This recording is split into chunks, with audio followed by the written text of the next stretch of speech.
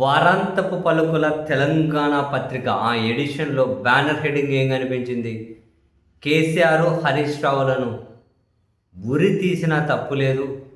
వేరే దేశంలో అయితే రాళ్లతో కొట్టి చంపేసేవాళ్ళు అని రేవంత్ రెడ్డి గారి వ్యాఖ్యలు ప్రధానంగా హెడ్డింగ్‌గా కనిపించాయి. హెడ్డింగ్ కింద ఒక ఫోటో కనిపించింది.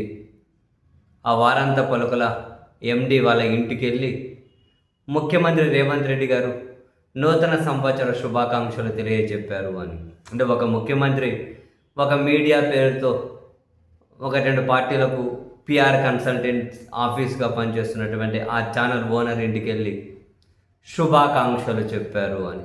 సరే, సామాజిక పరంగాను లేకుంటే వ్యక్తిగత పరంగాను స్నేహం ప్రకారమో ఇంకేదన్నా ప్రకారమో శుభాకాంక్షలు చెప్పడంలో డెఫినెట్లీ తప్పేమీ లేకపోవచ్చు. కానీ బొమ్మకు మరోవైపు నుంచి చూస్తే పాత రోజుల్లో అయితే ఇటువంటివి మీడియా నిష్పాక్షికతను ప్రశ్నిస్తాయి అని చెప్పి అనేవాళ్ళు. ఇప్పుడు మీడియా అనేది లేదు, ఇంకా నిష్పాక్షికత అనే పదం పెద్ద బూతు కాబట్టి దాని జోలికి మనం వెళ్ళకుండానే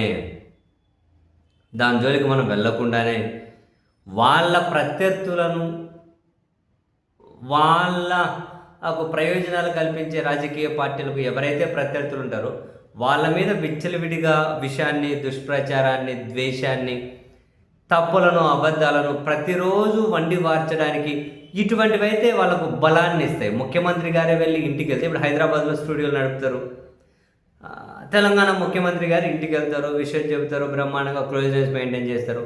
మరి ఇదే హైదరాబాద్లో స్టూడియోలు పెట్టి ఆంధ్రప్రదేశ్లో వీళ్ళకు మరో బాస్ ఉన్నారు అధికారంలో, ఆ బాసును వ్యతిరేకించే పార్టీలు, ఆ పార్టీకి సంబంధించిన నాయకుల మీద ఎంత విషయాన్ని చిమ్మితే అడ్డెవరు, ఎంత ద్వేషాన్ని ప్రదర్శించితే అడ్డెవరు, ఏం చేస్తే ఏముంది? ఇప్పుడు జగన్ గారు సీఎంగా ఉన్నప్పుడు కూడా ఇదే ద్వేషాన్ని ప్రదర్శించిన, అప్పుడు ఇక్కడ కేసీఆర్ గారు సీఎంగా ఉన్నా కూడా కేసీఆర్ గారు వీళ్ళ ఆఫీసులకు వెళ్ళేవాళ్ళు. కేసీఆర్ గారు ఇంకొక దాన్ని అయితే ఏకంగా 1000 ట్రాక్టర్లు పెట్టి దున్నిస్తా, 1000 మడకలు పెట్టి దున్నిస్తా అని చెప్పి టోపీ పెట్టుకొని ఆసారు కూడా అక్కడికి పోయించిన వాళ్ళే. సో ఆ తెలంగాణ రాష్ట్రంలో స్టూడియోలు ఉంటాయి. ఆ తెలంగాణ రాష్ట్రంలో ఉన్న పాలకులతో వీళ్ళకి సాన్నిహిత్యం పడేది. వీళ్ళ ఆఫీసులకు వెళ్తారు, వాళ్ళు వీళ్ళ ఇళ్ళకి వెళ్తారు. 2024 అప్పుడు అనుకుంటా, ఇఫ్ ఐఎమ్ నాట్ రాంగ్. అప్పుడైనా రేవంత్ రెడ్డి గారే మళ్ళీ ఇప్పుడు వెళ్ళిన ఈ పత్రిక టీవీ ఛానల్ ఓనర్ ఇంటికి వెళ్ళి వాళ్ళ ఇంటికి వెళ్ళి ఇంటర్వ్యూ ఇచ్చి వచ్చారు.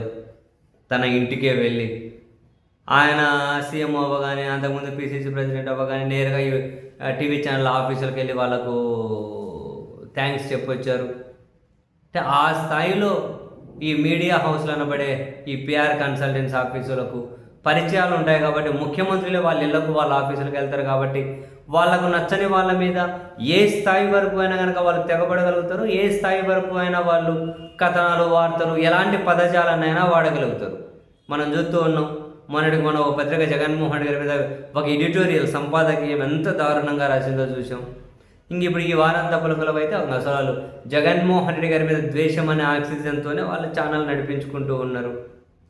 మరి ఇట్లాంటి ముఖ్యమంత్రులే మా ఇంటికి వచ్చి పోతారు, మీరేంట్రా బొమ్మలు చేసేదన్న ఫీల్ వాళ్ళకు అడుగడుగునా కనిపిస్తుంది కదా.